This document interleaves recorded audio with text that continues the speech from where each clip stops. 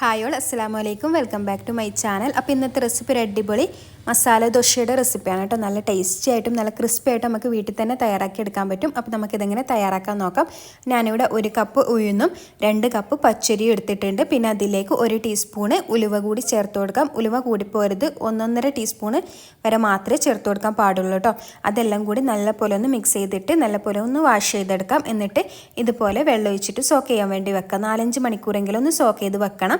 അപ്പോൾ ഇത് നല്ലപോലെ സോക്ക് ചെയ്ത് വെച്ചതാണ് കേട്ടോ. ഇത് എന്നാലേ നമുക്ക് അരിച്ചെടുക്കാൻ പറ്റുള്ളൂ.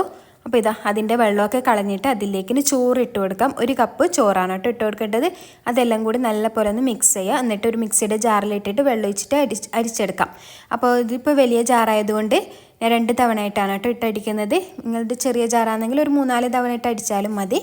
ആവശ്യത്തിന് വെള്ളം ചേർത്തിട്ട് അരച്ചെടുക്കാം. വെള്ളം ചേർക്കുമ്പോൾ പ്രത്യേകം ശ്രദ്ധിക്കുക, കൂടിപ്പോരുത്.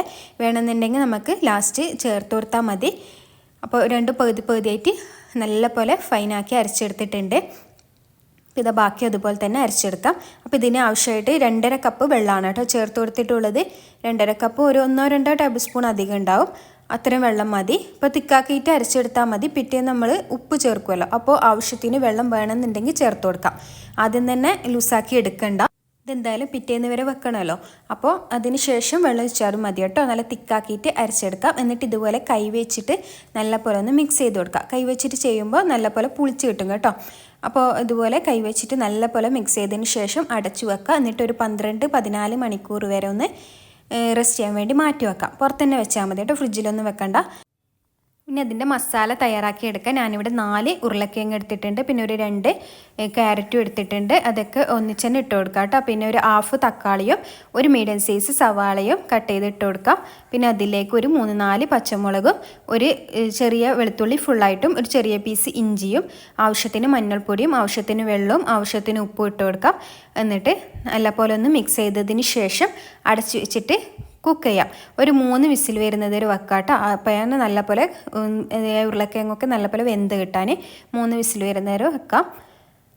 അപ്പോൾ ഇത് അതിൻ്റെ പ്രഷറെല്ലാം പോയതിന് ശേഷം ഓപ്പൺ ചെയ്തിട്ടുണ്ട്. എന്നിട്ട് നല്ലപോലെ ഒന്ന് ഉടച്ചു കൊടുക്കാം. അതിൻ്റെ ചെറിയ ചെറിയ കട്ടകളോട് കൂടി വേണം കേട്ടോ ഉടക്കാൻ. ഫുള്ളായിട്ട് അങ്ങ് ഫൈനാക്കി ഉടക്കണ്ട. ഇനി ഇതിലേക്ക് ഒരു 1/2 ടീസ്പൂണ് മുളക് പൊടി ചേർത്ത് കൊടുക്കാം. നല്ല ടേസ്റ്റാണ് കേട്ടോ മുളക് പൊടി ചേർത്താൽ. പിന്നെ വേണമെങ്കിൽ ജീരകപ്പൊടിയും കൂടി കുറച്ച് ചേർത്ത് കൊടുക്കാം കേട്ടോ, വേണമെന്നുണ്ടെങ്കിൽ മാത്രം. ഇനി നമുക്കിത് കാച്ചി ഒഴിക്കണം. അതിന് ആവശ്യത്തിന് വെളിച്ചെണ്ണ ഒഴിച്ച് കൊടുത്തിട്ടുണ്ട്. അതിലേക്ക് കടുക് പൊട്ടിക്കുക 1 ടീസ്പൂണ്. കടുക് പൊട്ടിയതിന് ശേഷം 1 ടീസ്പൂൺ ഉഴുന്നും 1 ടീസ്പൂണ് പൊട്ടുകടലയും ചേർത്ത് കൊടുക്കാം. എന്നിട്ട് അതൊന്ന് കുക്കാവുന്നത് വരെ വെക്കുക. അതിന് ശേഷം ഒരു 1/2 ടീസ്പൂണ് ചില്ലി ഫ്ലെക്സ് ഇട്ട് കൊടുക്കാം. മുളകാണെങ്കിൽ ഇട്ട് കൊടുത്താൽ അതായാലും മതി കേട്ടോ. പിന്നെ കറിവേപ്പിലയും കൂടി ഇട്ട് കൊടുത്തിട്ടുണ്ട്. അത് കുക്കായതിന് ശേഷം ഇതിലേക്ക് ഒഴിച്ച് കൊടുക്കാം. എന്നിട്ട് നല്ലപോലെ ഒന്ന് മിക്സ് ചെയ്യുക. പിന്നെ ആവശ്യത്തിന് മല്ലിയിലയും കൂടി ഇട്ട് കൊടുത്തിട്ട് നല്ലപോലെ ഒന്ന് മിക്സ് ചെയ്യാം. ജീരകപ്പൊടി വേണമെങ്കിൽ കുറച്ച് ഇട്ട് കൊടുക്കാം കേട്ടോ. ഇപ്പോൾ നമ്മുടെ മാവിത നല്ലപോലെ പുളിച്ച് പൊങ്ങി വന്നിട്ടുണ്ട്. ഇത് നല്ലപോലെ ആദ്യം ഒന്ന് മിക്സ് ചെയ്ത് കൊടുക്കാം. എന്നിട്ട് ആവശ്യത്തിന് ഉപ്പും വേണമെന്നുണ്ടെങ്കിൽ ആവശ്യത്തിന് വെള്ളവും ചേർത്തിട്ട് ഒന്ന് ലൂസാക്കി എടുക്കാം. ഒരുപാടങ്ങ് ലൂസാക്കരുത്. നമ്മുടെ ദോശമാവിൻ്റെ പരുവ അറിയാലോ, അത് ഒരു വിധത്തിലാക്കി എടുത്താൽ മതി. ഇപ്പോൾ ഇത് ഉപ്പിട്ട് കൊടുത്തിട്ടുണ്ട്. എന്നിട്ട് നല്ലപോലെ ഒന്ന് മിക്സ് ചെയ്യുക. ആവശ്യത്തിന് വേണമെന്നുണ്ടെങ്കിൽ മാത്രം വെള്ളം ചേർത്ത് കൊടുക്കാം. എന്നിട്ടൊന്ന് മിക്സ് ചെയ്യാം. ഒരുപാടങ്ങ് വെള്ളം ഒഴിച്ചിട്ട് ലൂസാക്കരുത്. ഇനി ദോശ ചുട്ടെടുക്കാം. ഒരു പാൻ അടുപ്പിൽ വെച്ചിട്ട് നല്ലപോലെ ഒന്ന് ചൂടായതിന് ശേഷം ഇതുവരെ വെള്ളം ഒന്ന് കുടഞ്ഞു കൊടുക്കാം. ചൂടൊന്ന് ബാലൻസ് ചെയ്യാൻ വേണ്ടിയിട്ടാണ് കേട്ടോ. എന്നിട്ട് ഇതുപോലെ മാവ് ഒഴിച്ച് കൊടുക്കാം. എന്നിട്ട് എത്ര വലിപ്പമാണ് അതിനനുസരിച്ചിട്ട് ഒഴിച്ച് കൊടുക്കാം കേട്ടോ.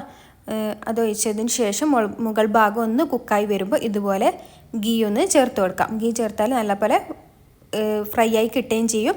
നല്ല ടേസ്റ്റുമാണ് കേട്ടോ. ഗീ ചേർത്താൽ കഴിക്കുമ്പോൾ നല്ല ടേസ്റ്റാണ്. ആ ഗീൻ്റെ ഒരു ഫ്ലേവർ ഉണ്ടാവും. എന്നിട്ട് അടിഭാഗം നല്ലപോലെ മുരിഞ്ഞതിന് ശേഷം ഇതുപോലെ മസാല വെച്ചിട്ട് ഇതുപോലെ ഒന്ന് കവർ ചെയ്തെടുക്കാം. അപ്പോൾ ഇത്രയേ ഉള്ളൂ മസാല ദോശ.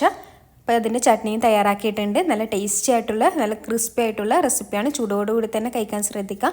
അപ്പോൾ എല്ലാവരും ഈ റെസിപ്പി ഒന്ന് ട്രൈ ചെയ്ത് നോക്കിയിട്ട് ഫീഡ്ബാക്ക്സ് കമൻസിലൂടെ അറിയിക്കാൻ മറക്കരുത്. അപ്പോൾ സബ്സ്ക്രൈബ് ചെയ്യാനും മറക്കരുത്. ഇൻഷാ അല്ലാഹ് അടുത്ത അടിപൊളി പുതിയ വീഡിയോസായിട്ട് വീണ്ടും കാണാം. അസ്സലാമു അലൈക്കും. Thank you for watching.